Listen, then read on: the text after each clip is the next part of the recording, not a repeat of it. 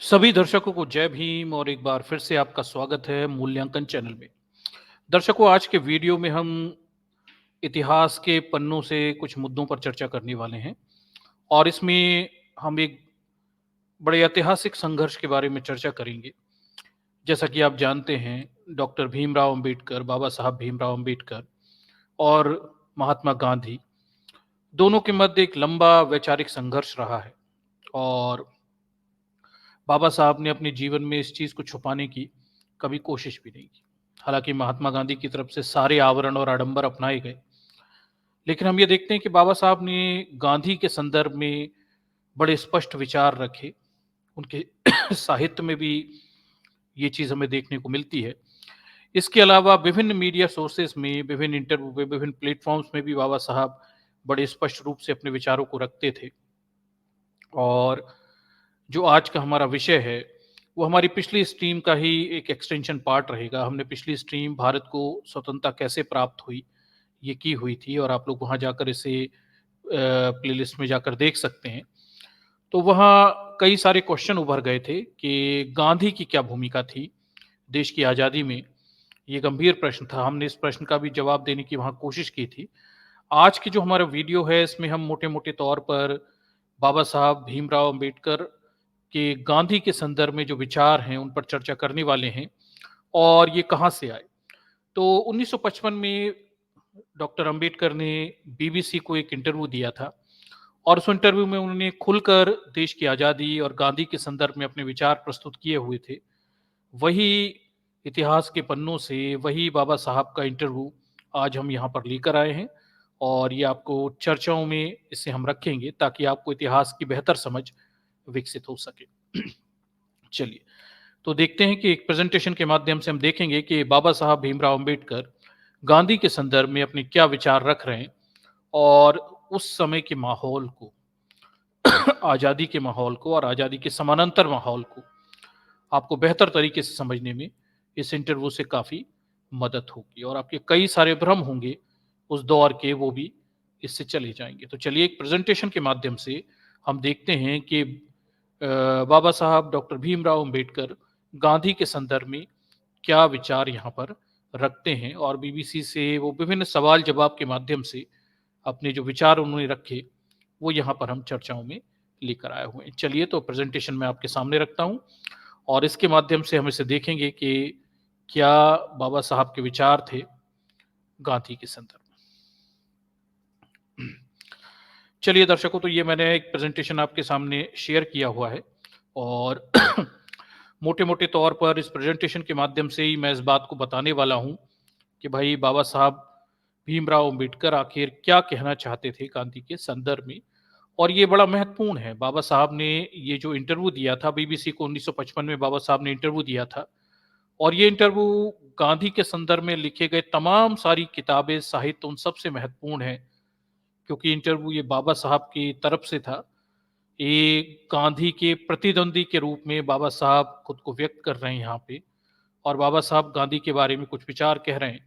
हमने देखा कि गांधी के जो प्रशंसक हैं, उन्होंने गांधी के बारे में बड़ी-बड़ी बातें लिखी, किताबें लिखी, साहित्य लिखा, बहुत सारा बताया। पर प्रायः गांधी के प्रतिद्वंदी की तरफ से विचार हमें कम ही मिलते हैं। गांधी को बाबा साहब किस तरह से मूल्यांकन करते थे, किस तरह से तोलते थे, इससे हमें गांधी के चरित्र के कई सारे पक्ष उजागर हो जाएँगे। बाबा साहब ने इस इंटरव्यू में कई महत्वपूर्ण बातें भी कहीं जिससे हम गांधी के चरित्र को ज़्यादा बेहतर तरीके से समझ पाएँगे कि गांधी किस तरह के राजनेता थे, इससे हमें पता चल पाएगा। तो चलिए, इस इंटरव्यू के कुछ लाइनों को मैं आपके सामने रखूँगा और उसके माध्यम से मैं समझाने की कोशिश करूँगा कि आखिर बाबा साहब कहना क्या चाह रहे हैं। चलिए देखिए। तो देखिए, ये बीबीसी को इंटरव्यू दिया हुआ था डॉक्टर भीमराव अंबेडकर ने और शीर्षक देखिए, भीमराव अंबेडकर क्यों नहीं कहते थे गांधी को महात्मा। हालांकि इस इंटरव्यू में और भी बहुत कुछ है, केवल इतना ही नहीं है कि गांधी को महात्मा नहीं कहते थे। देश की आजादी के संदर्भ में गांधी के योगदान, गांधी के दोहरे चरित्र के बारे में भी बाबा साहब बताते हुए दिखाई देते हैं और बाबा साहब की जो मुलाकातें हैं गांधी से, उनके संदर्भ में बाबा साहब के क्या विचार थे, वो भी यहाँ से हमें पता चलते हैं। तो चलिए देखते हैं बाबा साहब क्या कहते हैं गांधी के संदर्भ में। चलिए, तो देखिए गांधी और डॉक्टर अंबेडकर के संबंध कैसे थे, ये सवाल इस सवाल पर लंबी बहसें होती रही और काफी कुछ कहा और सुना जा चुका है। ठीक है। खुद बाबा साहब अंबेडकर ने तो गांधी को इसलिए कटघरे में खड़ा किया था कि जब आप भंगी नहीं हैं तो आप हमारी बात कैसे कर सकते हैं। जवाब में गांधी ने इतना ही कहा कि इस पर तो मेरा कोई बस नहीं है, लेकिन अगर भंगियों के लिए काम करने का एकमात्र आधार यही है कि कोई जन्म से भंगी है या नहीं है, तो मैं चाहूंगा कि मेरी अगला जन्म भंगी के घर में हो। तो डॉक्टर भीमराव अंबेडकर जब बाबा साहब से ये प्रश्न रखते हैं कि आप जब भंगी कहने का तात्पर्य निम्न जाति के अछूत कहने से है, जब आप इस अछूत जाति से नहीं हैं तो आप क्या जाने एक शूद्र के, एक अछूत के मन की व्यथा, उसके जीवन की समस्याएं आप कभी नहीं समझ सकते। एक सवर्ण आदमी कभी भी एक अछूत व्यक्ति के सामाजिक जीवन जीवन के संघर्ष को वो कभी नहीं समझ सकता। वो सतही भौरी तौर पर ही दिखावा जरूर कर सकता है कि वो बहुत अच्छे से जानता है शूद्रों का दर्द, पर यह समस्या हमेशा बनी रहेगी कि एक शूद्र, एक अछूत समाज में कैसे जीवन जीता है, वो किस तरह के मनोदौर से गुजरता है, वो क्या अपमान महसूस करता है और जीवन भर वो उस अछूतता के साथ जीता रहता है, उसका पूरा व्यक्तित्व विकृत हो जाता है। इन चीजों को एक गैर अछूत कभी भी समझ नहीं सकता। बाबा साहब इस संदर्भ में गांधी से प्रश्न करते हैं और गांधी बड़ी चालाकी से, जैसा कि हमेशा वो रखते हैं, वो बातों के एक मायाजाल को हमेशा प्रस्तुत करते हैं और ये दिखाने की कोशिश करते हैं कि भले ही वो भंगी नहीं है, पर वो भंगियों के संदर्भ में बात करना चाहते हैं और वो कहते हैं कि भाई भंगी नहीं है तो क्या वो इस संदर्भ में, अछूतों के संदर्भ में बात नहीं कर सकते। और वो ये भी दिखाने की कोशिश करते हैं कि समाज से उनका बड़ा गहरा लगाव है और अगला जन्म वो इसी में चाहते हैं, ऐसी बताने की कोशिश करते हैं। पर ये गांधी की शैली है, ये गांधी की बात करने का अंदाज है, ये गांधी की वाक्पटुता है। वो चीजों को इस तरह से मोड़ दिया करते थे कि चीजें उनके पक्ष में नजर आए। पर मूल प्रश्न जो है वो बाबा साहब ने दागा था और ये प्रश्न के जवाब गांधी बचते हुए दिखाई देते हैं कि ये कैसे पता चलेगा कि एक अछूत व्यक्ति के दर्द एक गैर अछूत व्यक्ति समझ पाता है कि नहीं। तो इस तरह से ये पूरी बात शुरू होती है और ये पूरी बात आगे कहाँ जाती है, चलिए देख लेते हैं। तो साल 1955 में डॉक्टर अंबेडकर ने बीबीसी को एक इंटरव्यू में महात्मा गांधी के साथ अपने संबंध और मतभेद पर लंबी बात की थी। तो दर्शकों, ये इंटरव्यू 1955 का है। इतिहास के झरोके से अपन इस इंटरव्यू को यहाँ पढ़ने वाले हैं और बाबा साहब और गांधी के संबंधों पर ये अच्छे खासा प्रकाश डालता है। बाबा साहब जैसा कि हमेशा खुलकर ही बात करते थे, उनके जीवन का एक ही चरित्र था, वो दोहरे चरित्र वाले व्यक्ति नहीं थे। वो जो मुंह पर होते थे वही दिल में होते थे। गांधी की तरह दो दो चरित्रों के साथ नहीं जीते थे। तो इस इंटरव्यू में काफी खुलकर उन्होंने बात की हुई है और इससे आप गांधी और बाबा साहब के बीच के उस संघर्ष को बेहतर तरीके से समझ पाएंगे। आगे देखिए बीबीसी आर्काइव से पेश है ऐतिहासिक इंटरव्यू के कुछ अंश। तो बड़ा इंटरव्यू है, सो कुछ महत्वपूर्ण अंश यहाँ पे रखे गए। देखिए तो क्या कहते हैं डॉक्टर भीमराव अंबेडकर।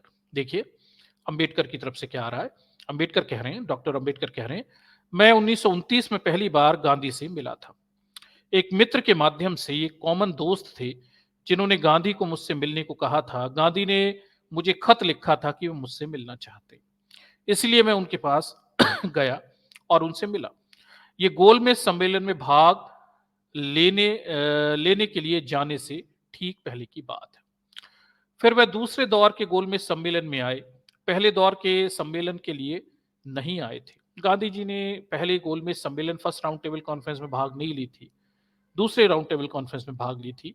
और बाबा साहब अंबेडकर उनसे 1929 में पहले राउंड टेबल कॉन्फ्रेंस से पहले मिले हुए थे, ये वो बता रहे हैं। आगे देखिए उस दौरान, ये दूसरे गोलमेज सम्मेलन की बात हो रही है, सेकंड राउंड टेबल कॉन्फ्रेंस की बात हो रही है। उस दौरान वो वहां 5-6 महीने रुके, इंग्लैंड की बात हो रही है, 5-6 महीने रुके और उसी दौरान मैंने उनसे मुलाकात की और दूसरे गोलमेज सम्मेलन में भी उनसे मुलाकात हुई।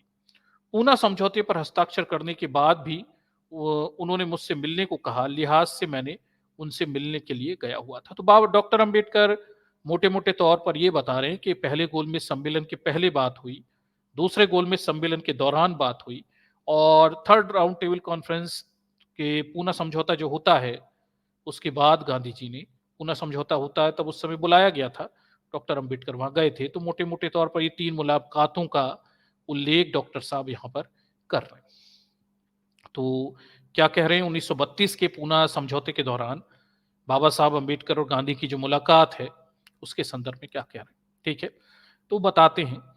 वो जेल में थे, जेल में मतलब गांधी जी की बात हो रही है, वो जेल में थे और यही वो वक्त था जब मैंने गांधी से मुलाकात की। लेकिन मैं हमेशा कहता हूं कि तब मैं एक प्रतिद्वंदी की हैसियत से गांधी से मिला। मुझे लगता है कि मैं उन्हें अन्य लोगों की तुलना में बेहतर जानता हूं, क्योंकि उन्होंने मेरे सामने अपनी असलियत उजागर कर दी। मैं उस शख्स के दिल में झांक झांक सकता था। तो देखिए, ये बाबा साहब बड़ी अच्छी बात कहते हैं कि एक व्यक्ति अपने अनुयायियों के सामने, अपने फॉलोअर्स के सामने बड़ा सहज, सरल और बड़ा अच्छा दिखाने की कोशिश करता है, प्यारा, परंतु एक व्यक्ति अपने प्रतिद्वंदी से कैसा व्यवहार करता है, इससे उसका असली चरित्र पता चलता है। बाबा साहब अम्बेडकर 1932 के पूना समझौते के दौरान एक प्रतिद्वंदी के रूप में गांधी से मिले और वो कहते हैं कि वो भक्तों की तुलना में, जो गांधी के भक्त हैं, उनकी तुलना में ज़्यादा बेहतर तरीके से गांधी को पहचानते हैं, क्योंकि वो एक प्रतिद्वंदी के रूप में मिले और गांधी का व्यवहार उनके साथ उसी प्रकार का था। ये कहने की कोशिश कर रहे हैं। तो मैं समझता हूँ बाबा साहब के जो विचार हैं गांधी के संदर्भ में, वो ज़्यादा सटीक और बेहतर हैं, क्योंकि गांधी के भक्त, उनके प्रशंसक प्रायः उनकी प्रशंसा ही करते रहते हैं, उनके चरित्र की कमजोरियों पर बात नहीं करते। मुझे लगता है गांधी कितने भी महान हों या बनाए गए हों, पर सभी आलोचना समीक्षाओं से कोई भी परे नहीं है। आलोचना समीक्षा सभी की होनी चाहिए। और बाबा साहब भीमराव अंबेडकर जो गांधी के चिर प्रतिद्वंदी थे, उनके दृष्टिकोण गांधी के प्रति क्या है, वो यहां से पता हमें चलते हैं। तो पूना समझौते के दौरान गांधी से जो मुलाकात हुई थी, उसके संदर्भ में बाबा साहब कह रहे हैं कि वो उनके दिल में झांक सकते थे, मतलब उनके वास्तविक चरित्र को देख सकते थे। आगे देखिए, आम तौर पर भक्त के रूप में उनके पास जाने पर कुछ नहीं दिखता, सिवाय बाहरी आवरण के, जो उन्होंने महात्मा के रूप में ओढ़ रखा था। लेकिन मैंने उन्हें एक इंसान की हैसियत से देखा, उनके अंदर के नंगे आदमी को देखा। लिहाजा मैं कह सकता हूं कि जो लोग उनसे जुड़े थे, मैं उनके मुकाबले बेहतर समझता हूं। तो बाबा साहब यही कह रहे थे यहाँ पे कि गांधी के जो भक्त हैं वो उनके प्रशंसक हैं, और प्रशंसकों को वास्तव में अपने नेता का वास्तविक चरित्र कभी दिखता नहीं।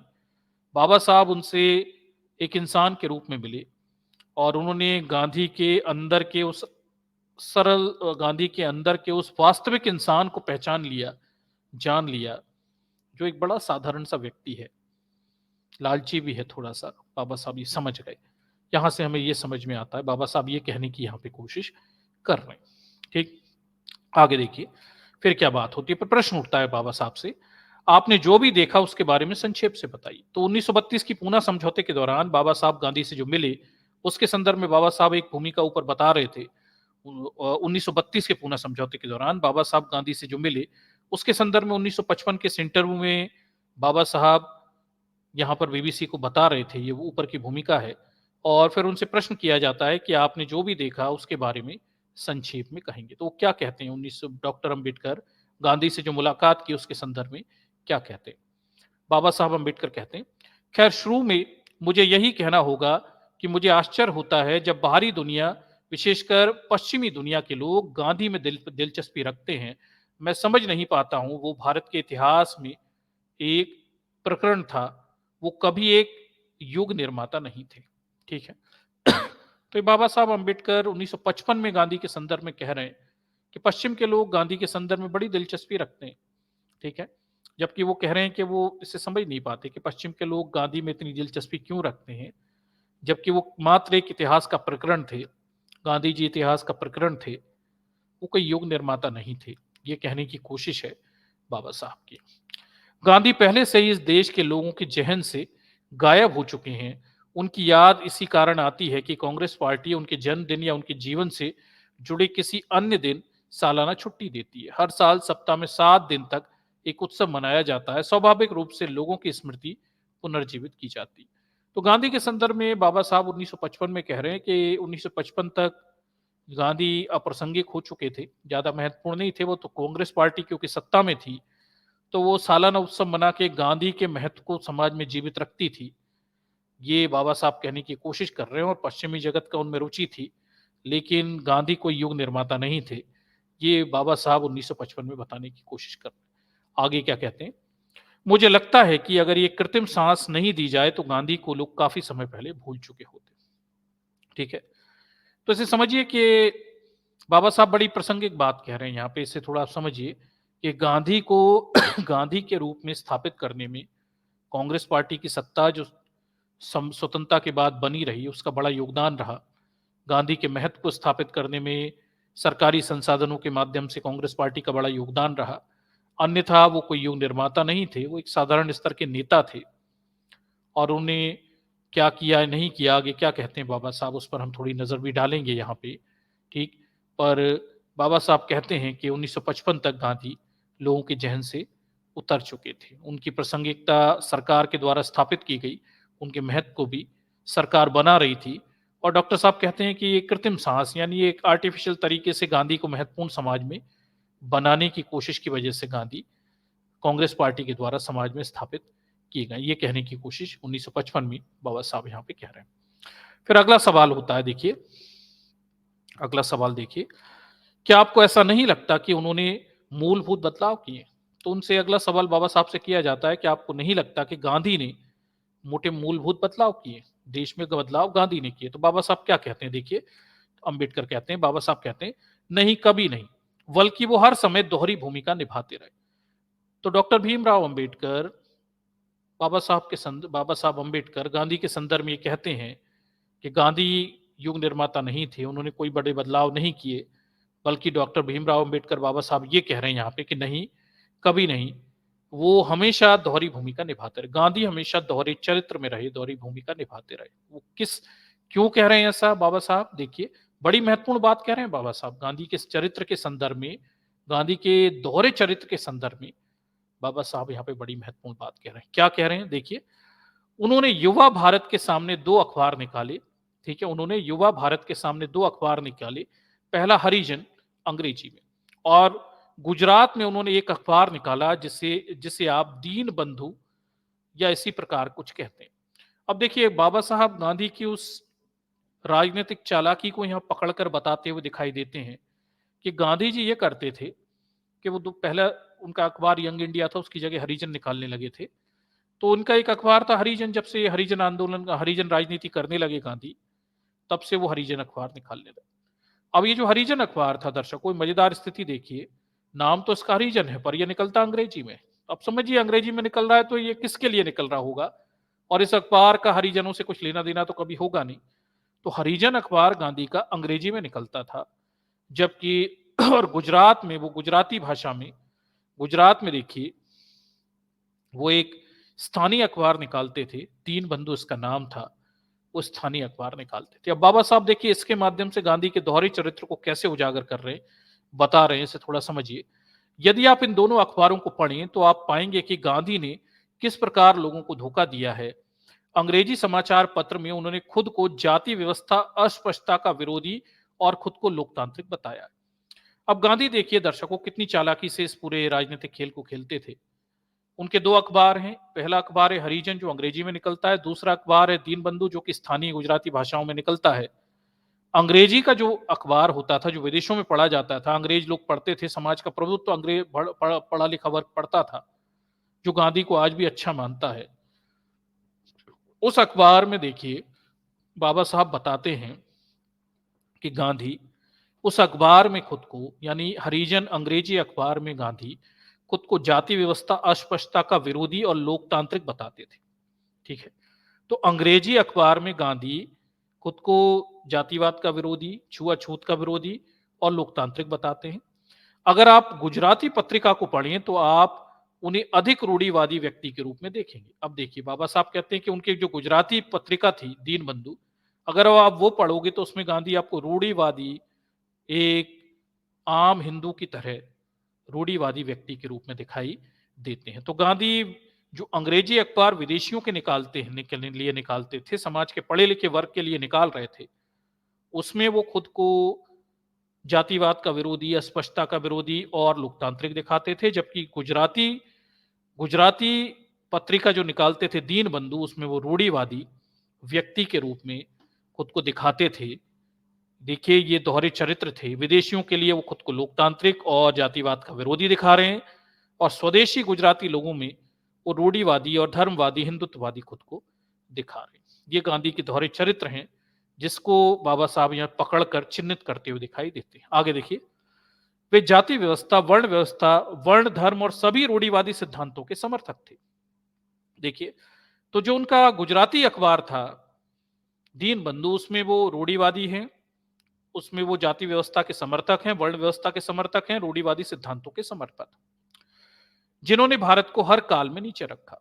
तो डॉक्टर अंबेडकर यहाँ पे बता रहे हैं कि गांधी बड़ी चालाकी से दो अखबार निकाल रहे हैं। पहला अंग्रेजी में हरिजन, उसमें वो बड़े लोकतांत्रिक हैं, जातिवाद के विरोधी हैं, रूढ़िवादिता के विरोधी हैं, और किसी उदार व्यक्ति के समान दिखते हैं, ताकि पढ़े लिखे संभ्रांत वर्ग जो अंग्रेजी पढ़ता है, विदेशी लोग, उसमें गांधी की छवि अच्छी बन जाए।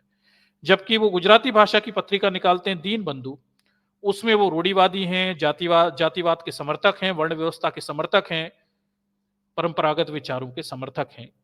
ऐसे करके गांधी अपने दो चरित्रों के साथ रहते थे।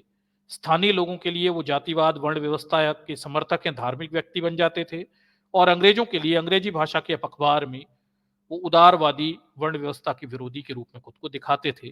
वो दोहरे चरित्र का प्रदर्शन करते थे, और बाबा साहब भीमराव अम्बेडकर ने बड़ी ही विद्वता से गांधी के इन दोहरे चरित्रों को पकड़ लिया और इस पर बात की। आगे देखिए, जिन्होंने भारत को हर काल में नीचा रखा है। दरअसल किसी को गांधी के हरिजन में दिए गए बयान और गुजराती अखबार में दिए गए बयानों का तुलनात्मक अध्ययन करके उनकी जीवनी लिखनी चाहिए, गुजराती पेपर 7 खंडों में। तो बाबा साहब कहते हैं कि भाई कोई गांधी पर ये जीवनी क्यों नहीं लिखता। लोग गांधी पे, जो हरिजन, अंग्रेजी में हरिजन अखबार छपता था, उस पे गांधी अलग बात कहते हैं, उसमें वो खुद को उदार और जातिवाद का विरोधी दिखाते हैं। और जो गुजराती भाषा में उनकी पत्रिका छपती थी 7 खंडों की, उसमें वो वर्ण व्यवस्था, जाति व्यवस्था, धर्म, सबके समर्थक दिखाते हैं। गांधी एक समय में दो चरित्रों का प्रदर्शन करते थे, अलग अलग तरह के लोगों के लिए। तो बाबा साहब कहते हैं कि भाई कोई गांधी के हरिजन या अंग्रेजी के अखबार और उनकी जो गुजराती भाषा की पत्रिका है, इनका तुलनात्मक अध्ययन क्यों करके नहीं लिखता, कोई जीवनी लिखे, तो गांधी के वास्तविक चरित्र सामने आ जाएंगे। आगे देखिए, पश्चिमी दुनिया सिर्फ गांधी के अंग्रेजी अखबार पढ़ती है, जहां गांधी लोकतंत्र में विश्वास रखने वाले पश्चिमी लोगों के सामने खुद को बनाए रखने के लिए लोकतांत्रिक आदर्श की वकालत करते रहते हैं। वही बाबा साहब यहाँ पे वही बात कह रहे हैं कि अंग्रेजी के अखबार में गांधी बड़े लोकतांत्रिक हैं, जातिवाद के विरोधी हैं, वर्ण व्यवस्था के विरोधी हैं, और बड़े उदारवादी लोकतांत्रिक व्यवस्था है, ताकि पश्चिम के लोग गांधी को अच्छा समझे। लेकिन वो गुजराती भाषा की पत्रिका में रूढ़िवादी हैं, परंपरावादी हैं, धार्मिक व्यक्ति हैं, और वर्ण व्यवस्था के समर्थक भी हैं। इन दोहरे चरित्रों को वो एक साथ लेकर चलते थे, ये बाबा साहब बताने की यहाँ पे कोशिश कर रहे हैं। लेकिन आपको ये भी देखना होगा कि उन्हें वास्तव में अपनी स्थानीय पेपर में लोगों से क्या बात की। तो बाबा साहब यही कहते हैं कि भाई देखिए, अंग्रेजी पेपर में वो अलग बात कहते हैं, और जो गुजराती भाषा में पेपर छपता था उसमें वो अलग बात कहते हैं।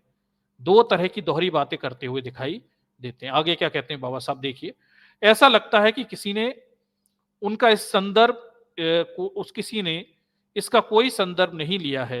उनकी जितनी भी जीवनियां लिखी गई हैं, वो उनके हरिजन और युवा भारत यानी यंग इंडिया पर आधारित हैं, और गांधी के गुजराती लेखन के आधार पर नहीं। तो बाबा साहब यहाँ पर देखिए दर्शकों, बड़ी गंभीर बात कह रहे हैं कि गांधी पर जितनी भी जीवनियां लिखी गई हैं, ज्यादातर संभ्रांत वर्ग के लोगों ने लिखी, पश्चिमी लोगों ने लिखी है, समाज के युवा वर्ग, अमीर अंग्रेजी पढ़े लिखे वर्ग ने लिखी। वो ज्यादातर हरिजन और यंग इंडिया यानी युवा भारत से ही उनके बारे में कुछ कुछ लिखता है। कोई गांधी के विचारों को दीन बंधु अखबार जो गुजराती भाषा में लिख रहे थे उससे भी लिखे, ताकि गांधी का चरित्र सामने आ जाए, दोहरे चरित्रों पर से पर्दा उठ जाए।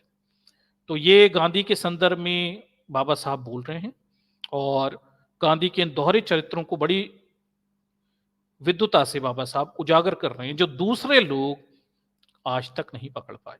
बाबा साहब ये 1955 में पकड़ लिए थे, और दूसरे लोग आज तक भी गांधी के दोहरे चरित्रों को नहीं पकड़ पाए। इसलिए समाज का एक पढ़ा लिखा लिबरल वर्ग है, अंग्रेजी पढ़ा लिखा वर्ग है, जिसके लिए गांधी महान है। लेकिन अब गांधी की वास्तविकता जाननी हो तो उनकी गुजराती पत्रिका दीन बंधु में वो परंपरावादी हैं, वो धार्मिक हैं, वर्ण जातिवाद के समर्थक हैं, उनके दोहरे चरित्र को लोग देख सकते हैं। बाबा साहब इसे बता रहे हैं। आगे देखिए, फिर जाति संरचना में हरिजनों को भगवान के रूप में प्रस्तुत करने के पीछे उनका असली इरादा क्या था? तो बाबा साहब से अब ये प्रश्न पूछा जाता है कि जब आप ये कह रहे हैं कि गांधी दोहरे चरित्र के व्यक्ति थे, दो रूप थे उनके, पाश्चात्य लोगों के लिए, पढ़े लिखे लोगों के लिए अंग्रेजी रूप अलग है और गुजराती स्थानीय लोगों के लिए उनका रूप अलग है। तो फिर जाति संरचना में हरिजनों को भगवान के रूप में, हरिजन यानी समाज के दलितों को उन्होंने हरिजन शब्द दिया, हरिजन कह के पुकारा, हरिजन यानी हरि के जन, भगवान के रूप में प्रस्तुत करने के पीछे उनका इरादा क्या था? तो यहां पर देखिए, सवाल ये पूछा गया है कि दलितों को हरिजन कहने के पीछे, भगवान के रूप कहने के पीछे आखिर गांधी का इरादा क्या है? इसका जवाब बाबा साहब ही देते हैं। और ये प्रश्न आप लोग भी कई बार हमसे करते हैं कि हरिजन नाम उन्होंने दिया, क्या उद्देश्य था? तो बाबा साहब क्या कह रहे हैं, थोड़ा सुन लीजिए। आगे देखिए, डॉक्टर अंबेडकर क्या कह रहे हैं, देखिए, वो सिर्फ ऐसा चाहते थे, गांधी जी की बात हो रही है, वो सिर्फ ऐसा चाहते थे। अनुसूचित जाति के बारे में दो चीजें हैं, हम अस्पष्टता समाप्त करना चाहते हैं, लेकिन साथ ही हम ये भी चाहते हैं कि हमें समान अवसर दिया जाना चाहिए ताकि हम अन्य वर्गों के स्तर तक पहुंच सके। ठीक है, अस्पष्टता को बिल्कुल अस्पष्टता को बिल्कुल धो देना कोई अवधारणा नहीं है। ठीक है, तो बाबा साहब यहाँ पे ये कह रहे हैं कि वो सिर्फ ऐसा चाहते थे, केवल बहुजनों को, दलितों को भगवान के रूप में बस दिखाना चाहते थे। ठीक है, बाकी दलितों को, बहुजनों को कोई अधिकार देने का गांधी का कोई इरादा नहीं था। बाबा साहब कहते हैं कि भाई हम अनुसूचित जाति के लिए छुआछूत खत्म करना चाहते हैं और अवसर की समानता चाहते हैं, और गांधी ये सब बस दिखावा करना चाह रहे हैं, देना कुछ भी नहीं चाह रहे। ठीक है, आगे देखिए, अस्पष्टता को बिल्कुल धो देना कोई अवधारणा नहीं है। हम पिछले 2000 देखिए देखिए हम पिछले 2000 वर्षों से अस्पष्टता को ढो रहे हैं। ठीक है, और किसी ने इसके बारे में चिंता नहीं की। हाँ, कुछ कमियां हैं जो बहुत हानिकारक हैं। उदाहरण के लिए, लोग पानी नहीं ले सकते, लोगों के पास खेती करने और अपनी आजीविका कमाने के लिए भूमि नहीं है। ठीक है, ये बाबा साहब कह रहे हैं और ये गांधी के संदर्भ में किए गए प्रश्न के जवाब में कह रहे हैं। लेकिन उससे भी महत्वपूर्ण अन्य चीजें हैं, अर्थात देश में उनकी स्थिति एक समान होनी चाहिए और उनके पास उच्च पद होने के अवसर भी होने चाहिए, ताकि ना केवल उनकी गरिमा बढ़े बल्कि वे राजनीतिक स्थितियों में भी इस राजनीतिक स्थितियों में भी रहते हुए अपने लोगों की रक्षा कर सकें। गांधी इस विचार के बिल्कुल विरुद्ध है। देखिए, ये अच्छे से समझिए, प्रश्न ये किया गया कि हरिजन क्यों कह रहे हैं दलितों को भगवान के समान, गांधी क्यों बता रहे हैं? तो बाबा साहब कहते हैं कि वो केवल ऐसा कहना अकेला चाह रहे हैं। गांधी केवल दलितों को हरिजन बस कहना भर चाह रहे हैं, बल्कि अधिकार देना, समानता देना, बराबरी देना, ऊंचे पद देना, दलितों को सशक्त बनाना, गांधी का ऐसा कोई इरादा नहीं है। और बल्कि गांधी इसके खिलाफ ही हैं, वर्ण व्यवस्था के समर्थक हैं। बाबा साहब ये कहने का यहाँ पे प्रयास कर रहे हैं। देखिए, यही बात बाबा साहब कह रहे हैं, गांधी इस विचार के बिल्कुल विरुद्ध थे। तो बाबा साहब ने यह बताया कि जो दलितों को हरिजन कहा गांधी ने, वो केवल एक राजनीतिक प्रक्रिया थी उनकी। वो दलितों को अधिकार देने के पक्ष में तो थे नहीं, वर्ण व्यवस्था के समर्थक भी थे, केवल राजनीतिक रूप से लाभ के लिए वो ऐसा कह रहे थे। ठीक है, दलितों को समानता चाहिए, दलितों को अवसर चाहिए, दलितों को राजनीतिक पद चाहिए, दलितों को अपनी स्थितियों से सुरक्षा चाहिए, और गांधी ऐसा कुछ भी नहीं देना चाहते थे। वो केवल राजनीतिक लाभ के लिए दलितों को हरिजन कह रहे थे, बाकी उन्हें वास्तव में हरिजन यानी भगवान के बराबर दलितों को बनाने की कोई इच्छाएं नहीं थी। यही आखिरी में कहते हैं कि गांधी इस विचार के बिल्कुल विरुद्ध थे, अर्थात दलितों को समानता, दलितों को स्वतंत्रताएं, दलितों को बराबरी और अवसर की समानता, ये सब देने के गांधी विरोधी थे। ये बाबा साहब के विचार हैं बीबीसी में छपे इंटरव्यू में। ठीक है, चलिए, तो इंटरव्यू में छपे विचार। आगे देखिए, ये बहुत बढ़िया एक चित्र है, आर्काइव से चित्र है। दर्शकों, इस चित्र को देखिए, बड़ा रोचक चित्र है ये। ठीक है, और ये बीबीसी आर्काइव से चित्र है। देखिए, इस चित्र को देखिए पहले, और इसकी भूमिका भी देखिए। देखिए किस तरह का है। मुंबई प्रदेश शेड्यूल कास्ट फेडरेशन और समाजवादी पार्टी की ओर से लिखिए बोरीबंदर रेलवे स्टेशन पर आयोजित स्वागत समारोह का एक अवसर है। राय बहादुर सीके ठीक है। बोले कि बैठने की जगह ना होने के कारण डॉक्टर अंबेडकर ने उन्हें अपनी गोद में बिठा लिया, साथ में माई अंबेडकर। ये दीक्षा भूमि नागपुर, ये देखिए, ये बहुत बढ़िया फोटो है। ये राय बहादुर सीके हैं, और इन्होंने कहा बैठने की जगह नहीं है, तो बाबा साहब ने सीके साहब को अपनी गोद में बिठा लिया। एक सुखनुमा पल और एक बेहतर पल बाबा साहब के साथ में। ठीक, चलिए, तो ये है। चलिए आगे देखते हैं, आगे क्या है। देखिए, अब और सवाल भी हैं यहाँ पे। देखिए, अगला सवाल देखिए।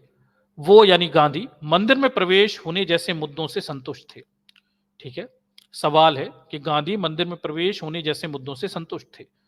तो देखिए, बाबा साहब से यह भी पूछा गया कि भाई, गांधी तो दलितों को मंदिर में प्रवेश अकेले देना प्रवेश देना चाहते हैं, प्रवेश देने जैसे मुद्दों से संतुष्ट थे। मतलब दलितों को ज्यादा कुछ नहीं देना, बस हरिजन कह दो और मंदिर में प्रवेश करवा दो, गांधी बस इतना कुछ चाहते हैं। इस पर बाबा साहब क्या कह रहे हैं कि वो, अर्थात गांधी, मंदिर में प्रवेश होने जैसे मुद्दों से संतुष्ट थे। तो बाबा साहब कह रहे हैं कि मंदिर में प्रवेश का अधिकार देना चाहते थे। गांधी की बात हो रही है कि गांधी मंदिर में प्रवेश करने का अधिकार देना चाहते थे, मंदिर में प्रवेश का अधिकार देना चाहते थे। अब हिंदू मंदिरों की कोई परवाह नहीं करता है। अस्पष्टता इस बात देखिए, अस्पष्टता इस बात को अच्छी तरह समझ चुके हैं, अस्पर्श इस बात को अच्छी तरह से समझ चुके हैं कि मंदिर जाने का कोई परिणाम नहीं है। वो अस्पष्ट भी बने रहेंगे, चाहे वो मंदिर जाएं अथवा नहीं। उदाहरण के देखिए, बाबा साहब कह रहे हैं कि गांधी बस इतना चाहते थे कि दलितों को मंदिर में जाने की अनुमति मिल जाए, वो हरिजन नाम मिल जाए।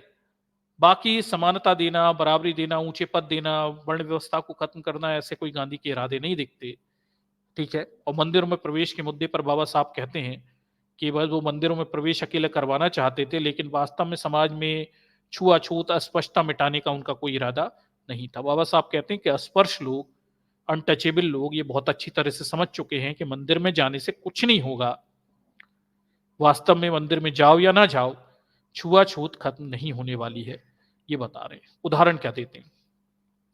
उदाहरण के लिए, जो लोग अछू देखिए, उदाहरण के लिए लोग अछूतों को रेलवे में यात्रा करने की इजाजत नहीं देते। देखिए, बाबा साहब उस समय की बात बता रहे हैं, 1955 की। देखिए क्या हालात है। उदाहरण के लिए लोग अछूतों को रेलवे में यात्रा करने की इजाजत नहीं देते। अब उन्हें कोई फर्क नहीं पड़ता। बाबा साहब कहते हैं कि भाई देखिए, लोग रेलवे में अछूतों को यात्रा करने की इजाजत नहीं देते, पर अछूतों को अब कोई फर्क नहीं पड़ता। देखिए, अब उन्हें कोई फर्क नहीं पड़ता, क्योंकि रेलवे उनके लिए अलग से कोई व्यवस्था नहीं करने वाली। सवर्ण अछूतों को रेलवे में यात्रा करने नहीं देते, अगर अंग्रेज ना होते तो। ठीक, ये अच्छे से समझिए। और अछूतों को इससे कोई फर्क भी नहीं पड़ता, क्योंकि रेलवे सवर्णों के लिए कुछ अलग अलग तो करने वाली नहीं है। ठीक, ये बाबा साहब बता रहे हैं। वो ट्रेन में एक साथ यात्रा करते हैं। जब भी रेल में हिंदू और अस्पृश्य एक साथ यात्रा करते हैं, तो वे अपनी पुरानी भूमिका में होते हैं। तो बाबा साहब बहुत बढ़िया बात बता रहे हैं कि देखिए, ट्रेन में, जब 1955 के जमाने की बात बता रहे हैं कि ट्रेन में जब अछूत और सवर्ण एक साथ यात्रा करते थे, तो वो कोशिशें करते रहते थे छुआछूत से बनाए रखने की, खुद को एक दूसरे से करने की, टच ना हो जाने की बात करते। ठीक है, आगे देखिए। तो क्या ये आप कहना चाहते हैं कि गांधी रूढ़िवादी हिंदू थे? बाबा साहब से प्रश्न किया गया, तो क्या आप ये कहना चाहते हैं कि गांधी रूढ़िवादी हिंदू थे? तो बाबा साहब कहते हैं, देखिए, हाँ, वो बिल्कुल रूढ़िवादी हिंदू थे। वो कभी एक सुधारक नहीं थे। उनकी ऐसी कोई सोच नहीं थी। जो अस्पष्टता के बारे में सिर्फ इसलिए बात करते थे, वो अस्पष्टता के बारे में सिर्फ इसलिए बात करते थे कि अस्पष्टता को कांग्रेस के साथ जोड़ सकें। ये यह एक बात थी। दूसरी बात, वो चाहते थे कि अस्पष्ट स्वराज की उनकी अवधारणा का विरोध ना करें। देखिए, तो बाबा साहब यहाँ पे बड़ी महत्वपूर्ण बात कहते हैं कि गांधी के बारे में वो कहते हैं कि गांधी रूढ़िवादी हिंदू थे। तो वो कहते हैं, हाँ, गांधी रूढ़िवादी हिंदू थे, वो कोई सुधारक नहीं थे। ठीक है, उनकी सोच जो है अस्पष्टता निवारण की बिल्कुल भी नहीं थी। वो केवल अस्पष्ट या अछूत लोगों को कांग्रेस से जोड़ना चाहते थे कि कांग्रेस में भीड़ बढ़ जाए। और दूसरा कारण था कि उनका जो स्वराज की मांग थी, उसमें अस्पष्ट लोग विरोधी ना बने। तो गांधी का बस इतना इरादा था कि जो समाज में अछूत लोग हैं, बहुजन लोग हैं, शूद्र लोग हैं, वो केवल इतना कर दो कि भाई वो थोड़े बहुत खुश हो जाएं, वो कांग्रेस से जुड़ जाएं, उनके स्वराज की मांग में आड़े ना आए, और थोड़े मंदिर मंदिर में जाने की छूट मिल जाए, इतना ही है। बाकी वास्तव में छुआछूत मिटाना, वर्ण व्यवस्था मिटाना, जातिवाद मिटाना, और अछूतों को अधिकार देना या निम्न जातियों को अधिकार देना, ऐसे कोई इरादे गांधी के नहीं थे, ये बाबा साहब यहाँ पे कहना चाह रहे हैं। ठीक है, बाबा साहब गांधी को एक रूढ़िवादी हिंदू के रूप में देखते हैं। आगे देखिए, मुझे नहीं लगता कि इससे अधिक उन्होंने अस्पष्टों के उत्थान के बारे में कुछ सोचा है। तो अछूतों के उत्थान के बारे में गांधी ज्यादा कुछ सोचा हो, वो कहते हैं नहीं लगता। बस वो ऐसा था कि अस्पष्ट लोगों को मंदिर मंदिर में जाने की अनुमति मिल जाए, कांग्रेस से जुड़ जाएं, और बस निम्न जाति के लोग गांधी के जो राजनीतिक आंदोलन है इसमें भागीदारी निभाएं और स्वराज की अवधारणा में विरोधी ना बन जाए। इससे ज्यादा वो कुछ गांधी की सोच नहीं थी। कुल मिला के वो शूद्रों का लाभ लेना चाहते थे अपने आंदोलन में भीड़ इकट्ठी करने के लिए। बाकी वास्तव में समाज में जातिवाद और उससे उपजे हुए तमाम बुराइयों को मिटाने की गांधी की कोई इच्छाएं नहीं दिखाई देती। ठीक, ये बड़ा स्पष्ट है, समझिए बात। आगे देखिए, क्या आपको लगता है कि गांधी के बिना राजनीतिक आजादी मिल सकती थी? देखिए दर्शकों, ये आजादी पर भी सवाल पूछा गया डॉक्टर अंबेडकर से, और इस बात को मैंने पिछली स्ट्रीम में भी कहा था जब भारत की स्वतंत्रता के संदर्भ में बताया था। तो बीबीसी यहाँ पे पूछ रहा है कि डॉक्टर अंबेडकर से, क्या आपको लगता है कि गांधी के बगैर राजनीतिक आजादी मिल सकती थी? तो बाबा साहब क्या कह रहे हैं, थोड़ा ध्यान से देखिए। डॉक्टर अंबेडकर कहते हैं, जी हाँ, मैं निश्चित रूप से कह सकता हूं कि धीरे धीरे हो सकता था, लेकिन व्यक्तिगत रूप से मुझे लगता है कि अगर स्वराज भारत में धीरे धीरे आता तो लोगों के लिए फायदेमंद होता। बाबा साहब स्वराज शब्द कह रहे हैं आजादी के लिए, तो बाबा साहब कह रहे हैं कि स्वराज धीरे धीरे आता तो ज्यादा बेहतर होता। ठीक है, और वो कहते हैं कि गांधी के बगैर भी देश को आजादी मिल जाती, ये धीरे धीरे हो सकता था। ठीक है, और स्वराज यानी आजादी भारत में धीरे धीरे आती तो ज्यादा बेहतर होती। क्यों? बाबा साहब आगे बताते हैं, विकृतियों से ग्रस्त हर समुदाय या लोगों का हर समूह स्वयं को मजबूत करने में सक्षम होता अगर ब्रिटिश सरकार से सत्ता हस्तांतरण धीरे धीरे होता। तो देखिए बाबा साहब बड़ी बहुत अच्छी बात यहाँ कह रहे हैं कि जो स्वराज है या आजादी की पूरी प्रक्रिया है ये धीरे धीरे संपन्न होती तब तक जब तक कि समाज में जो भी विकृतियों से ग्रस्त लोग हैं, सामाजिक समूह हैं, ठीक है, ये मजबूत हो जाते, सक्षम हो जाते, सशक्त हो जाते, और धीरे धीरे सत्ता हस्तांतरण होता रहता, समाज में जातिवाद, अस्पृश्यता, छुआछूत, ये सब खत्म होता रहता और धीरे धीरे सत्ता का हस्तांतरण होता रहता। ये ज्यादा बेहतर होता देश के हित में, ना कि एकदम से एक झटके में सत्ता का हस्तांतरण। आगे देखिए, आज हर चीज एक बाढ़ के समान आई है, लोगों के लिए, लोग इसके लिए तैयार नहीं थे। मुझे अक्सर लगता है कि इंग्लैंड में लेबर पार्टी सबसे वाहियात पार्टी है। बाबा साहब ये भी कहते हैं कि एकदम से लेबर पार्टी ने एक झटके में सत्ता के हस्तांतरण की बात कह दी। देश में तो लोग तैयार भी नहीं थे इस सब के लिए, जनता तैयार नहीं थी। ये फैसले बड़ी जल्दीबाजी में लिए गए भारत को छोड़ने के अंग्रेजों के द्वारा। बाबा साहब कहते हैं ये प्रक्रिया धीमे तरीके से होनी थी, सामाजिक सुधार के साथ, समाज में सभी जाति वर्ग लोगों के धीरे धीरे सुधार, सशक्तिकरण के साथ देश में सत्ता के हस्तांतरण की प्रक्रिया संपन्न होनी चाहिए थी, बजाय एक झटके में। बाबा साहब कहते हैं कि एकदम से एक झटके में ये सब कर दिया गया। वो कहते हैं कि हर चीज एक बाढ़ के समान आई है, लोग इसके लिए तैयार नहीं हैं, और वो कहते हैं मुझे लगता है लेबर पार्टी सबसे वाहियात पार्टी है। ऐसा वो कह रहे हैं, व्यंग्यात्मक रूप से इस बात को कह रहे हैं। लेकिन इसे थोड़ा समझिए कि देश में एक झटके में अंग्रेजों ने भारत छोड़ने का जो फैसला किया, उससे क्या हुआ? उससे ये हुआ कि देश के लोग इसके लिए तैयार नहीं थे। नतीजा बंटवारा हुआ, बंटवारे में हजारों लोग मारे गए, अव्यवस्था फैली और काफी नुकसान हुआ, देश को भोगना पड़ा। और सबसे ज्यादा नुकसान समाज के दलित और निम्न जातियों के आंदोलन को हुआ। अंग्रेजों के रहते हुए समाज में जातिवाद और वर्ण व्यवस्था को खत्म करना ज्यादा आसान था, बजाय आज खुद की सरकार में, क्योंकि सत्ता पर वही सवर्ण और ऊंची जाति के लोग बैठ गए और अब सुधार करने मुश्किल हो जाते हैं। ये बाबा साहब कहने की यहाँ पे कोशिश कर रहे हैं, और हुआ भी यही। आगे देखिए, आगे प्रश्न देखिए, क्या गांधी में धीरज नहीं था या कांग्रेस पार्टी में? आजादी के संदर्भ में, सत्ता हस्तांतरण के संदर्भ में ये प्रश्न पूछा गया है। बाबा साहब क्या कह रहे हैं, मुझे नहीं मालूम कि अचानक एटली आजादी देने के लिए तैयार क्यों हो गए। यह एक गोपनीय विषय है। मुझे लगता है कि एटली किसी दिन अपनी जीवनी में दुनिया के सामने लाएंगे कि वो उस मुकाम तक कैसे पहुंचे। किसी ने अचानक इस बदलाव के बारे में भी नहीं सोचा था, किसी ने उम्मीद भी नहीं की थी। देखिए दर्शकों, इसे यही बात मैंने पिछली स्ट्रीम में की थी देश की आजादी के संदर्भ में, कि देश को, भारत को आजादी कैसे मिली, और वहां भी वही विश्लेषण था जो बाबा साहब भी यहाँ पे वही बात कह रहे हैं कि भाई देखिए, कोई बात ही नहीं थी आजादी की। अंग्रेजों ने रातों रात एकदम से तय कर लिया कि भारत छोड़ के जा रहे हैं, और ये गांधी का आजादी का संघर्ष और देश का स्वतंत्रता संघर्ष आंदोलन और बलिदान, इन सब से कोई मतलब ही नहीं था ना। देश की आजादी इनसे नहीं मिली। वो तो एकाएक अंग्रेजों ने भारत छोड़ने का फैसला कर लिया, और कारण क्या थे वो पिछली स्ट्रीम में मैंने बता दिया। स्वतंत्रता संघर्ष, गांधी ने आजादी दिलाई, किसी और ने दिलाई, ये सब अनावश्यक बातें, ये सब मनगढ़ंत बातें। असलियत में देश की आजादी में इनका कोई रोल नहीं है। बाबा साहब के इस स्टेटमेंट से भी ये बात आपको क्लियर हो जाती है कि बाबा साहब 1955 में भी कह रहे हैं कि बड़े हतप्रभ थे कि एकाएक उन्होंने कैसे कर लिया। देखिए क्या कह रहे हैं, मुझे नहीं मालूम अचानक एटली आजादी देने के लिए तैयार क्यों हो गए। बाबा साहब ही कह रहे हैं, 1955 में कह रहे हैं। ये गोपनीय विषय है। मुझे लगता है कि एटली किसी दिन अपनी जीवनी में दुनिया के सामने लाएंगे कि वो इस मुकाम तक कैसे पहुंचे। किसी ने अचानक इस बदलाव के बारे में नहीं सोचा था, किसी ने उम्मीद भी नहीं की थी। ये आजादी के संदर्भ में बाबा साहब कह रहे हैं।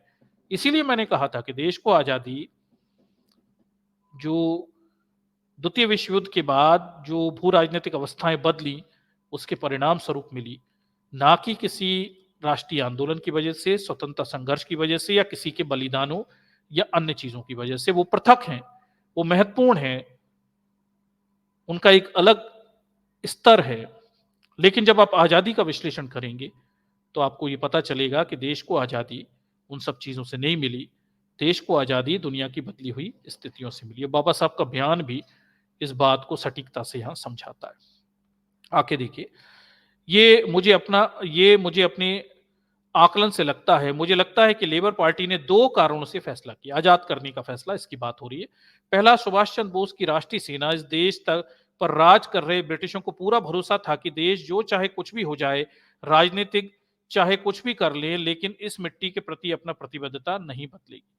तो वो कह रहे हैं कि भाई जो सेना ने बगावत की, इससे अंग्रेज, सुभाष चंद्र बोस की जो सेना थी, भले ही वो विफल रहा, लेकिन सेना में बगावतें होने लगी, उससे अंग्रेज डर गए, दहल गए, क्योंकि अंग्रेजी शासन सेना के दम पर टिका था। ये विश्लेषण मैंने तो पिछली स्ट्रीम में कर दिया था। और अंग्रेज यहां से, उनकी जो मानसिकता है वो हिल गई हो। आगे देखिए, इस सोच के साथ वो अपना प्रशासन चला रहे थे। उस सोच को बुरी तरह धक्का लगा जब उन्हें पता चला कि सैनिक एक पार्टी या बटालियन बना रहे हैं तो ब्रिटिश को उखाड़ फेंकेगी। मुझे लगता है कि ऐसे में ब्रिटिश इस नेताजी तक पहुंचे कि अगर उन नतीजे तक पहुंचे कि अगर उन्हें भारत प्रशासन करना है तो इसका इकलौता आधार ब्रिटिश सेना का संचालन हो सकता है। इसे समझिए कि ये सेना के पर ही भारत पर शासन चल रहा था, कई कारणों में से एक है। और बाबा साहब भी इसी बात को समझ रहे हैं, समझा रहे हैं कि सेना के द्वारा बगावतें करना सिर्फ आजाद हिंद फौज की बात नहीं है। 1945-46 के बाद हमने ये भी देखा, नौसेना में विद्रोह हुए, कई अफसरों पर पुलिस ने अंग्रेजों की बात मानने से, गोली चलाने से मना कर दिया। तो जो सैन्य व्यवस्था थी अंग्रेजों की, वो ढह गई थी, वो अंग्रेजों की बात नहीं मान रही थी, बाबा साहब ये कह रहे हैं। और शायद ये जल्दीबाजी भारत को छोड़ने का एक कारण हो सकता है।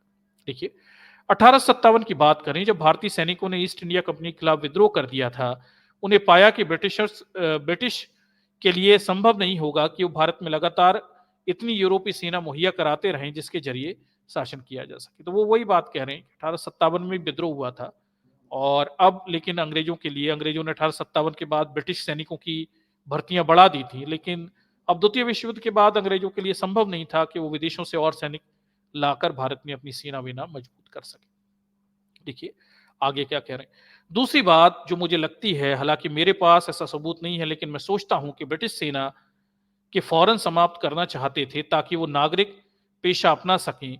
आप जानते हैं कि सेना को धीरे धीरे कम करने के पीछे कितनी नाराजगी थी, अंग्रेज सैनिकों को भी कम कर रहे थे, ठीक है, क्योंकि जिन्हें सेना से नहीं निकाला गया था वो सोचते थे कि जिन लोगों को सेना से निकाल दिया गया है वो अपना नागरिक पेशा हाशिए पर है, निकाल दिया गया है, वो उनका नागरिक पेशा देखिए हथिया रहे हैं, और उनके साथ कितनी नाइंसाफी हो रही है। लिहाजा भारत पर शासन करने के लिए पर्याप्त ब्रिटिश सेना रखना उनके लिए मुमकिन नहीं था।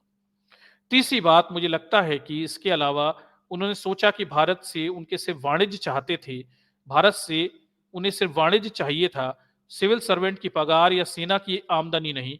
ये तुच्छ चीजें थी। व्यापार और वाणिज्य के रूप में इतना बलिदान करने में कोई हर्ज नहीं था।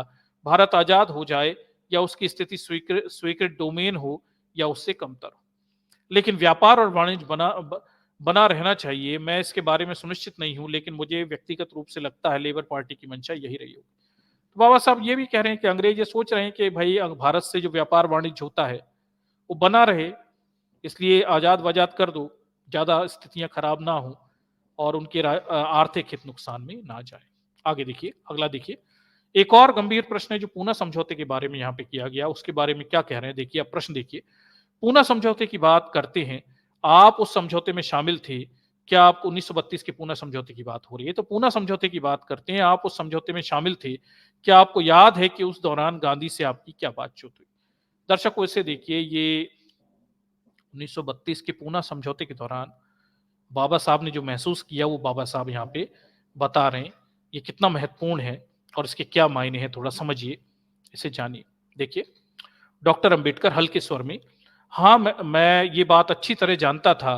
ब्रिटिश सरकार ने मैकडॉनल्ड के लिए मूल प्रस्ताव में मेरे सुझाव मान लिए। मैकडॉनल्ड जो अवार्ड थे, पृथक निर्वाचन था, जो सेपरेट इलेक्टोरेट था 1932 का, उसे मानने की बात बाबा साहब यहाँ पे कर रहे हैं। ठीक है, मैंने कहा था कि हम एक समान निर्वाचन प्रतिनिधित्व चाहते हैं, ठीक है, ताकि हिंदू और अनुसूचित जातियों के बीच दरार बनी रहे। ठीक है, उन हिंदू और अनुसूचित जातियों के बीच दरार बनी रहे। हमें लगता है कि अगर आप एक समान निर्वाचन प्रतिनिधित्व उपलब्ध कराते हैं तो हम सहमत हो जाएंगे। अनुसूचित जाति के नामित वास्तव में हिंदुओं के गुलाम बन जाएंगे, आजाद नहीं रहेंगे। अब मैं देखिए, राम से मैकडॉनल्ड से कहा कि वो इसी विषय को आगे बढ़ाना चाहते हैं। हमें अलग निर्वाचन प्रतिनिधित्व और आम चुनाव में अलग मत दें। ठीक है, तो मोटा मोटा कहने का सार यह है कि बाबा साहब कह रहे हैं कि भाई, हमें हिंदुओं से अलग एक पृथक निर्वाचन चाहिए दलितों के लिए, उनके अधिकारों के लिए। आगे देखिए, ताकि गांधी ये ना कहें, देखिए, ताकि गांधी ये नहीं कह सके कि हम चुनाव के मामले में अलग हैं। पहले मेरी सोच यही थी, पहले 5 वर्ष हिंदुओं से अलग रहें, जिसमें कोई व्यवहार, कोई संवाद ना हो। ये सामाजिक और आध्यात्मिक कदम होता। आप एक आम मतदाता में भागीदारी के चक्र में क्या देखते हैं? ठीक है, इन कठिनाइयों को दूर करने के लिए आप जिस अलगाववाद के बारे में सोचते हैं, वो सदियों से बड़ी है। ये सोचना मूर्खता है कि यदि दो लोगों के एक साथ मतदान केंद्र पर मतदान करने से उनके दिल बदल जाएंगे, तो ऐसा कुछ भी नहीं है। ये गांधी की पागलपन है। खैर, इसे अलग रखा जाना चाहिए। ठीक है, इस तरह की व्यवस्था में अस्पष्टता से मतदान कराते हैं, तो आप उन्हें उसी अनुपात की अपनी आबादी का प्रतिनिधित्व करने दें, ताकि मतदान पर बल मिले और प्रतिनिधित्व पर नहीं, ताकि गांधी और अन्य लोग शिकायत ना कर सकें। राम से मैकडॉनल्ड ने स्वीकार कर लिया, वे वास्तव में मेरे सुझाव था। मैंने नेपल्स में उन्हें पत्र लिखा था।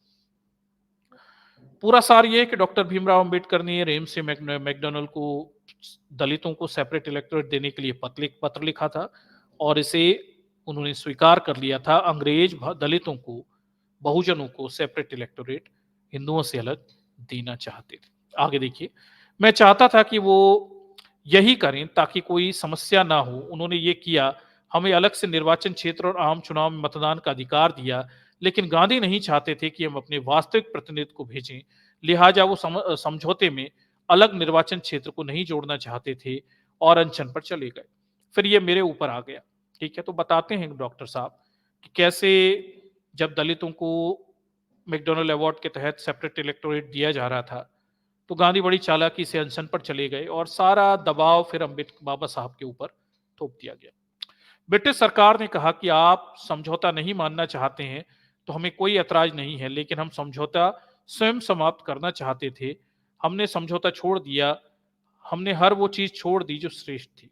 1932 के ऊना समझौते और सेपरेट इलेक्टोरेट छोड़ने के संदर्भ में बाबा साहब ये कह रहे हैं कि उन्होंने वो हर चीज छोड़ दी जो श्रेष्ठ थी। तो पृथक निर्वाचन को श्रेष्ठ बता रहे हैं, बेहतर बता रहे हैं। आगे देखिए, आपको राम से मैकडॉनल्ड का पत्र पढ़ना चाहिए, जिसमें स्पष्ट लिखा है, हमने अलगाववाद को बढ़ावा देने जैसे कुछ भी नहीं किया है, बल्कि हम एक समान निर्वाचन के जरिए दोनों गुटों को एक मंच पर लाकर इस खाई को भरना चाहते हैं। लेकिन गांधी का विरोध इस बात पर था कि हमें आजादी के साथ प्रतिनिधित्व ना मिले।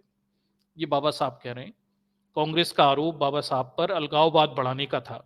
बाबा साहब मैकडॉनल्ड के पत्र के जरिए हवाले से बता रहे हैं कि वो केवल दलितों और बहुजनों को समान अधिकार दिलाना चाहते थे। ठीक है, और समान प्रतिनिधित्व की बात हो रही है। ठीक है, आगे देखिए, लिहाजा उन्होंने खुलकर विरोध किया, हमें कोई प्रतिनिधित्व नहीं मिलना चाहिए। गोलमेज सम्मेलन में उनका यही रुख था। उन्होंने कहा कि वो सिर्फ हिंदू, मुस्लिम और सिख समुदाय को जानते हैं। संविधान में सिर्फ इन्हीं 3 समुदायों को राजनीतिक प्रतिनिधित्व मिलना चाहिए। ये गांधी के बारे में है कि गांधी दलितों को प्रत्यक्ष निर्वाचन नहीं देना चाहते थे, लेकिन वो हिंदू, मुस्लिम, सिखों को, इन सबको देना चाहते थे, लेकिन दलितों को नहीं देना चाहते, ठीक है? लेकिन ईसाई, एंग्लो इंडियन, अनुसूचित जाति के लिए संविधान में कोई जगह नहीं। उन्होंने उनके मुताबिक उन लोगों को आम लोगों के साथ मिश्रित कर देना चाहिए। मैं जानता हूं कि उनके सभी दोस्त इस सोच को मूर्खता बता रहे थे। इस विषय पर उनके 2 दोस्तों ने उनका विरोध किया। गांधी का विरोध गांधी के लोगों ने ही किया, ये बात हो रही। अगर सिख मुसलमानों को विशेष प्रतिनिधित्व दिया जाता है, तो राजनीतिक और आर्थिक रूप से हजारों गुना बेहतर स्थिति में है, तो अनुसूचित जाति ईसाइयों को कैसे छोड़ा जा सकता है? और उनका ये कहना था कि आप लोग हमारी समस्या नहीं समझते, वो बस यही कहते थे, ठीक है? इस मुद्दे पर उनके गहरे मित्र अलेक्जेंड्रिया का उनसे खासा झगड़ा हुआ। जैसा उन्होंने मुझे बताया, एक फ्रेंच महिला जो उनकी अनुयायी थी, मैं उनका नाम भूल गया, उनसे भी गांधी का जमकर झगड़ा हुआ कि हम इस सोच को समझ नहीं पा रहे। या तो आप कहें कि हम किसी को कुछ नहीं देंगे, या एक समान प्रक्रिया होनी चाहिए। पृथक निर्वाचन के संदर्भ में गांधी के उनके कई कुछ अनुयायी भी उनसे झगड़ा कर लिए थे, बाबा साहब बता रहे।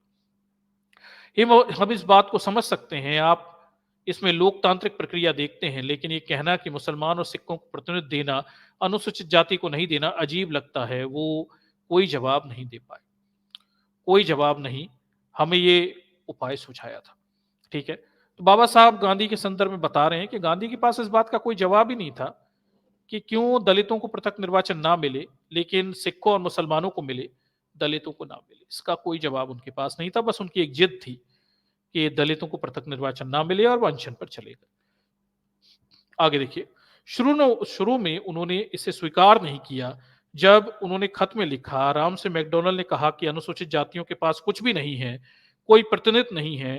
फिर उनके दोस्तों ने ही कहा कि वो जरूरत से ज्यादा कर रहे हैं और इसमें कोई उन्हें समर्थन नहीं देगा, ठीक है? तो ये उस दौरान की बातें हैं, और घटनाक्रम कुछ प्रसंग ऐसे हैं जो शायद आपके समझ में ना आए। मोटा मोटी जानकारियां मैं आपको यहाँ पे देता जा रहा हूं। आगे देखिए, आगे की बात क्या है। फिर मालवीय और अन्य लोग मेरे पास आए, मदन मोहन मालवीय की बात हो रही। मालवीय और अन्य लोग मेरे पास आए, कहा कि क्या आप इस समस्या का समाधान में हमारी मदद नहीं कर सकते? मैंने कहा कि हमने ब्रिटिश शासन से जो पाया है उसकी बलि चढ़ाकर आपकी मदद नहीं करना चाहते। गांधी जी भूख हड़ताल पे चले गए थे, तब मदन मोहन मालवीय अन्य लोग डॉक्टर साहब से मिलने आए, अम्बेडकर साहब से। उन्होंने कहा कि समस्या को सुलझा लेते हैं। बाबा साहब उस समय इसके लिए तैयार नहीं थे। बाद में कैसा दबाव पड़ा ये तो आपको पता ही है, ठीक है? अगला सवाल देखिए। सवाल, आप अपने विचार पर टिके रहे। अंबेडकर हल्के स्वर में, जैसा मैंने कहा, मैंने दूसरा विकल्प सुझाया था। विकल्प ये था कि हम अलग इलेक्टोरेट छोड़ने को तैयार नहीं थे, लेकिन इसके लिए तैयार थे कि आप कुछ भी परिवर्तन कर सकते हैं। अंतिम चुनाव में खड़े होने वाले अनुसूचित जाति के उम्मीदवारों को पहले प्राथमिक चुनाव में अनुसूचित जाति के सदस्य भी चुनते हैं। उन 4 लोगों को चुनना चाहिए, उन्हें 4 लोगों को चुनना चाहिए, फिर उन 4 लोगों को आम चुनाव में खड़ा होना चाहिए। हमारे पास सर्वश्रेष्ठ आना चाहिए ताकि हम कुछ भरोसा दे सकें, आप अपने उम्मीदवार को वापस ना लें। ऐसे में उन लोगों को चुन सकते हैं जो संसद में हमारी आवाज बन सकें। ये प्रस्ताव गांधी को स्वीकार करना था, तो उन्होंने किया, ठीक है? इस तरह की बातें हैं, कुछ प्रसंग विशेष हैं उस समय के घटनाक्रम के, संभवतः आपको समझने में मुश्किल होंगे। मोटी मोटी जानकारी मैं आपको देता हूं। हमें इस प्रस्ताव का सिर्फ एक चुनाव में फायदा मिला, 1937 के चुनाव में। फेडरेशन के चुनाव में बहुमत हासिल किया, गांधी के एक भी उम्मीदवार को जीत नहीं मिली, ठीक है? तो ये उस समय की कुछ जानकारियां हैं, ये चर्चाओं में है। ये एक और आर्काइव से एक और फोटो है, देख लीजिए। और ये क्या है, अखिल भारतीय दलित फेडरेशन, ठीक है? बाबा साहब अम्बेडकर ने जो अखिल भारतीय दलित फेडरेशन बनाई हुई थी, उसके संदर्भ में 1946 का ये पोस्टर छपा हुआ है, जिसकी एकमात्र जाहिर नेता डॉक्टर अम्बेडकर को बताया गया है, ठीक है? अखिल भारतीय दलित फेडरेशन, चुनावी घोषणा पत्र 1946, ये बताया गया है, ठीक है? बाबा साहब इसके एकमात्र नेता हैं। तो अखिल भारतीय दलित फेडरेशन ये बाबा साहब की बनाई गई पार्टी, ठीक? आगे देखिए, अगला सवाल देखिए।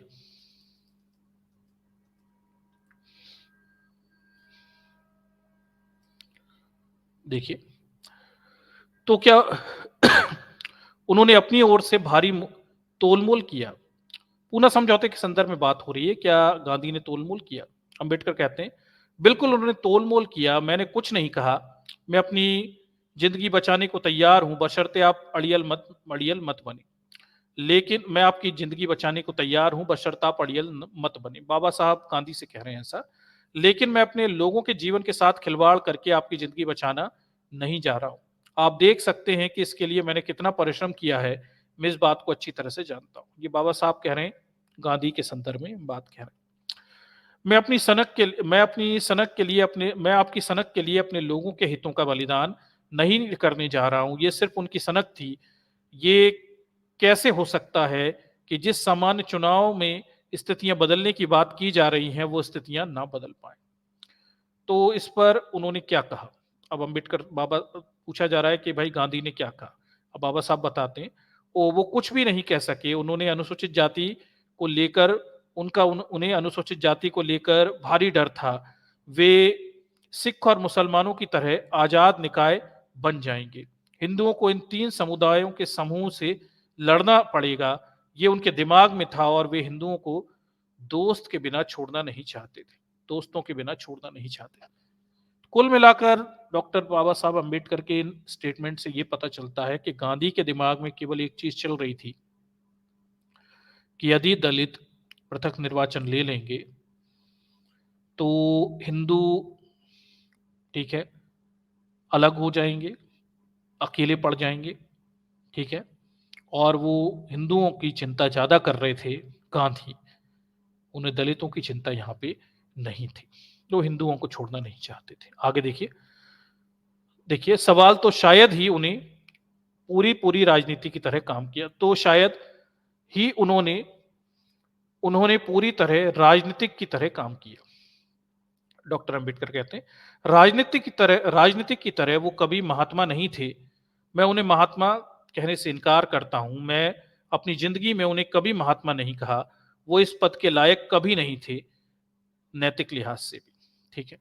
तो अंतिम तौर पर बाबा साहब यही कहते हैं कि गांधी ने अपने जीवन में बहुत चालाकियां, सब कुछ किया हिंदुत्व को बचाने के लिए और वर्ण व्यवस्था को बचाने के लिए, और उनके फैसले वास्तव में दलितों के अहितकारी बने। और बाबा साहब अंत में यही कहते हैं कि उन्होंने कभी गांधी को महात्मा नहीं किया, वो इस पद के लायक नहीं थे, ठीक है, निश्चित रूप से। तो ये बाबा साहब का स्टेटमेंट है। ये बीबीसी को दिए गए बाबा साहब के इंटरव्यू से लिए गए कुछ अंश हैं जो हमने आपके सामने यहाँ पे रखे हुए हैं, ठीक।